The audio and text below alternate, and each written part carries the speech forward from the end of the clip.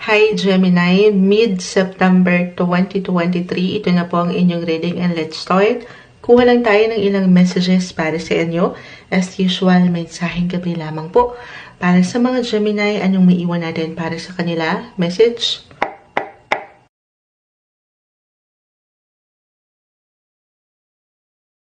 Okay, Gemini. So, okay, sa mga natitirang buwan,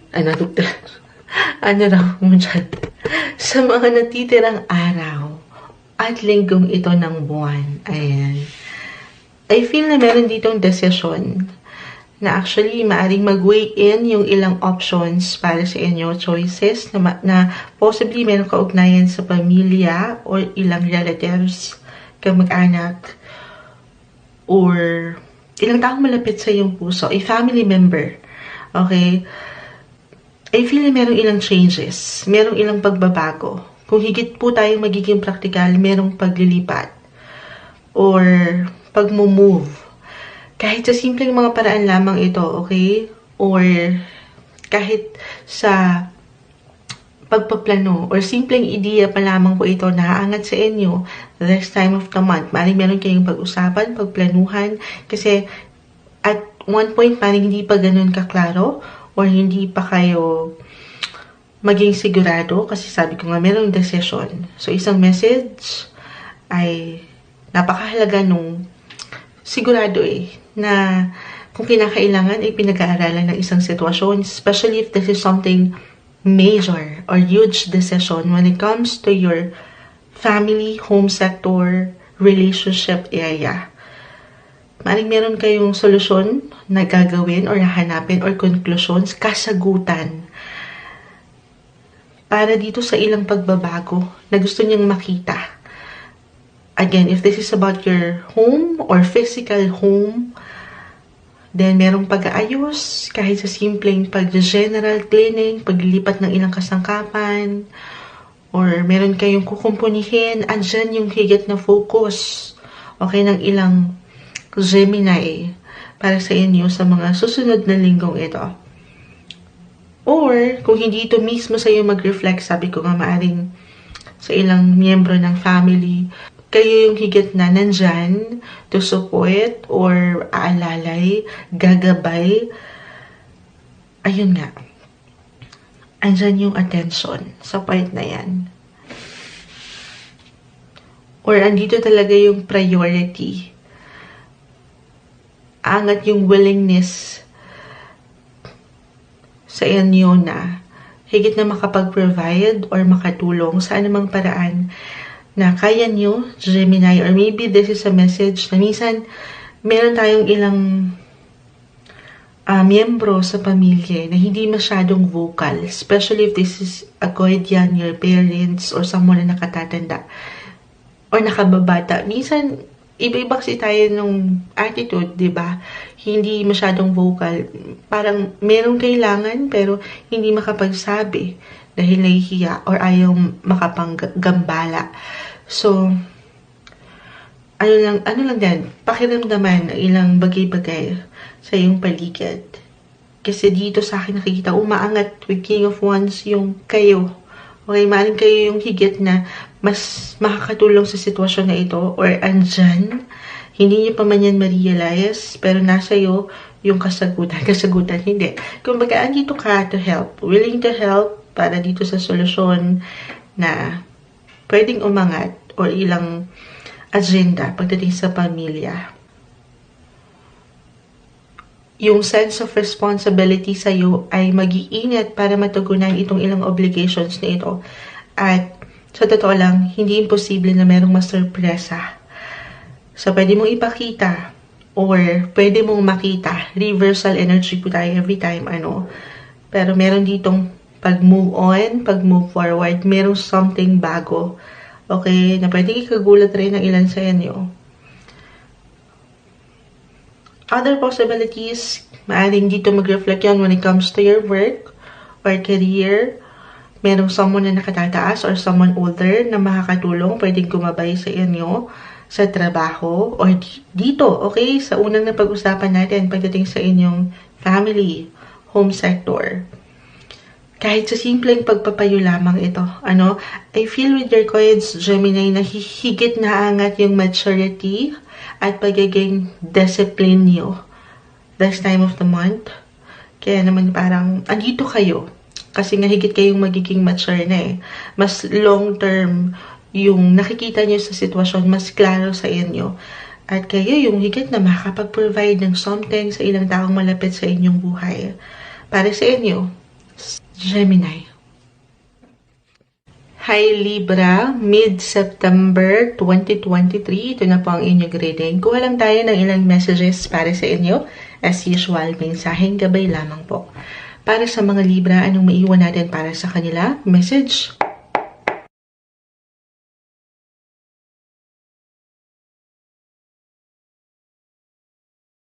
Libra.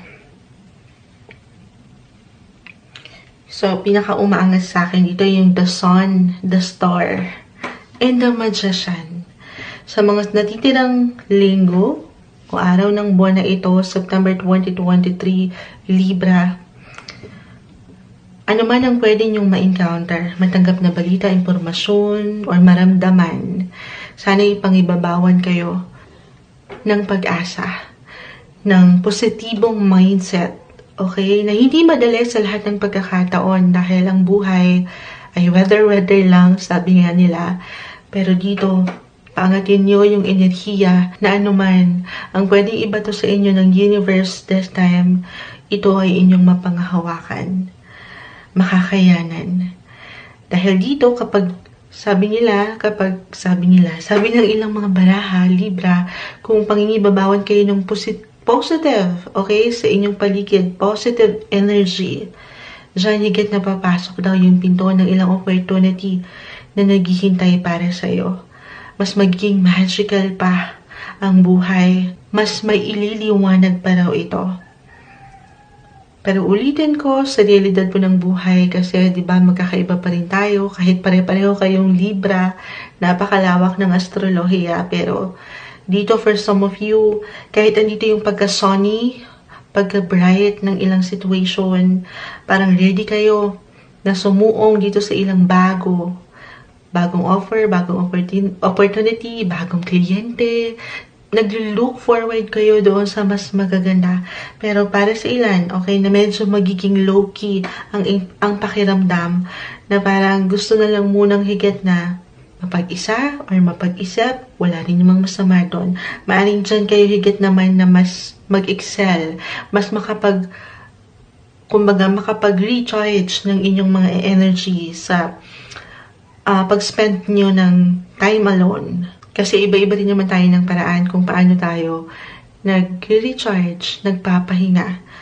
Pero sa atin ring realidad, minsan, hindi lahat sa atin ay nabibigyan ng opportunity para makapag-recharge. I mean, haharap at haharap ka sa mundo eh. Haharap at haharap ka sa ilang katrabaho, ka-eskwela, kung ikaw ay nag-aaral pa lang.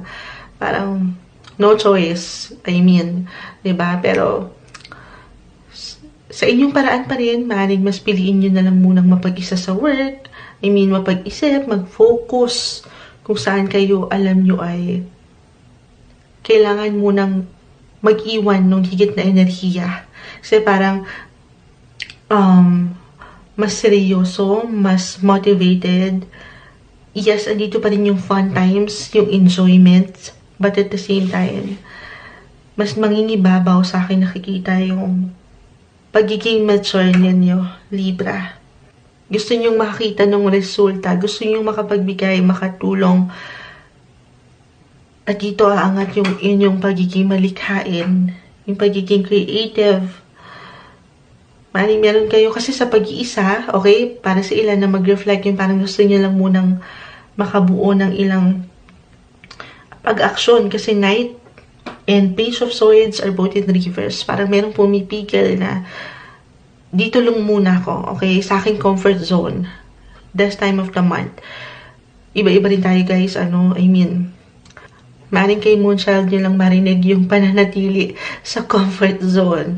Hindi naman kailangan kasing pasugod lagi or palaban or laging nasa labas. Minsan, okay, makakatulong rin.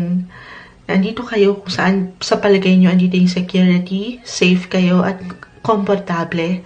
Maaaring dyan kayo higit na makapag-ipon or makapag-save ng energy, ng ilang ideya, plano na mas madiskarte, mas creative, innovative, mas pang long term. Okay? Ang pinaka-tool, actually, kompleto Ricardo na kayo. Ang kailangan mo lang dito ay, kasi the star reverse yung nakuha natin. Pero regardless, the star is still the star. Baliktad-baliktarin mo pa man yan.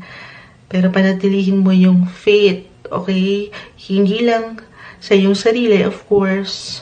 Pagkatiwalaan mo yung sarili na marami kang mararating, malayo pang mararating mo, Libra.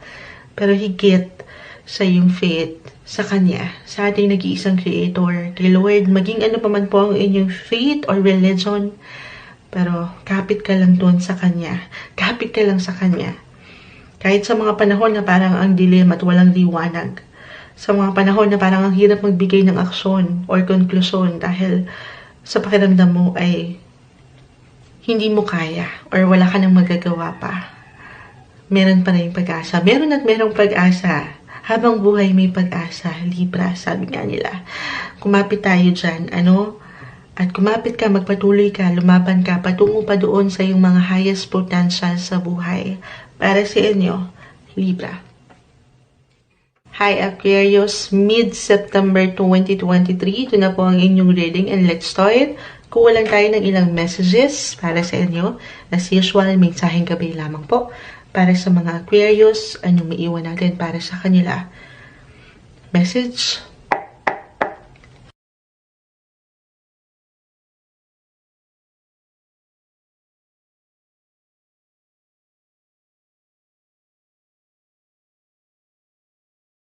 Aquarius. Okay. Pagdating sa buhay paggawa, trabaho, andito pa rin ang higit na focus ng ilan sa inyo. Patuloy na magiging busy and productive ang natitirang araw at linggo ng ang buwan ng September. Okay? Sa true lang, possibly, may pag-angat, may pag-increase, may pag-level up. Kahit sa simpleng pakiramdam lang ito. Okay? Mag-iinit yung kagustuhan nyo na makarating doon sa resulta, of course, na gusto nyong makita.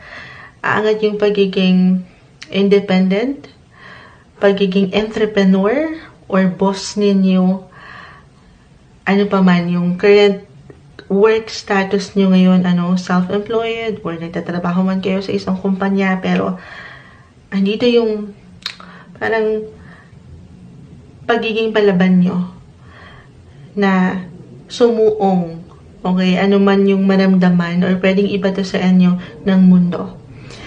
Andyan yung focus, ayan, work kung work, grind kung grind, hahanap at hahanapin nyo yung solusyon, okay, dito sa gusto nyong makita, as I've mentioned, sa buhay paggawa. The Moon Reverse ay narito, in the Magician. Para sa ilan, okay, na kasi meron kayong dito mag-reflect kasi katabing-katabi niya mismo. It could be mentally or physically. Hindi po isang health or medical advisor ang Moonchild. Simpleng tarot card reader lamang po ako.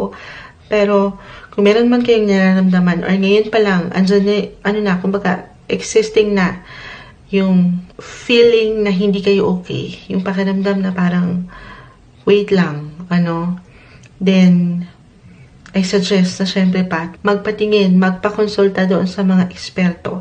This is the best time na pakiramdaman nyo ang inyong mga sarili. Pagnilay-nilayan ng ilang bagay. Okay? Magpahinga rin. At huwag niyong bigyan ng control kung ano man yung ibinabato sa inyo ng buhay this time. Huwag kayong matakot. Huwag kayong mabalutan ng kaba or pag-aalala na hindi nyo malalabanan or parang talo kayo sa pakiramdam, emotionally, physically man ito. Huwag kayong matakot na walang opportunity na darating para sa inyo dahil meron pa. The Page of Wands ay narito. Meron at meron, limitless. Okay? Tiwala lang kayo. Kapit kayo doon sa inyong mga pangarap. Always follow your heart, Aquarius. Kasi walang makakapag-iwan ng higit na spark, yung inspirasyon at motivation na magpatuloy, kundi ang ating sarili lang din. Manatili kayong inspired na magpatuloy sa buhay. Gaano man minsan parang andito yung kaba or parang hindi fair yung ilang nararamdaman nyo, pinagdadaanan nyo sa buhay. Okay? Panatilihin lang yung tiwala at yung connection na meron ka sa kanya, sa inyong faith with Page of Wands.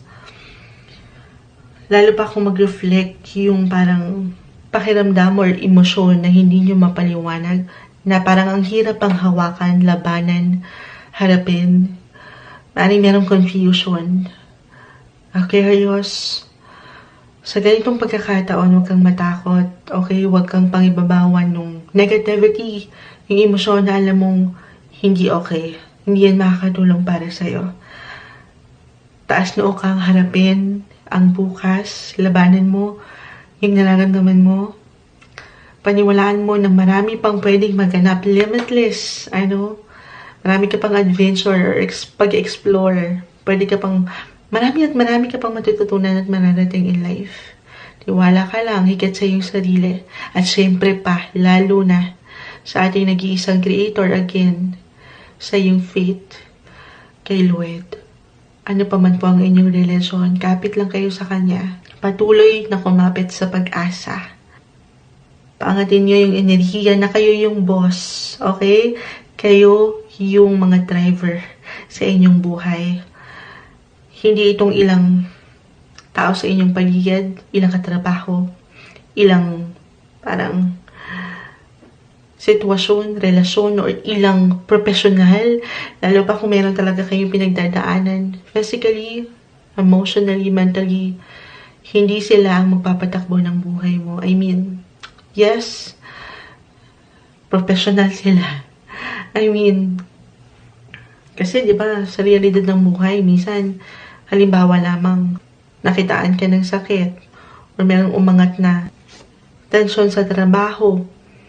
May pagkakataon na kapag napangunahan tayo ng kaba, ng takot, ng emosyon na negatibo, maring manatili ka doon.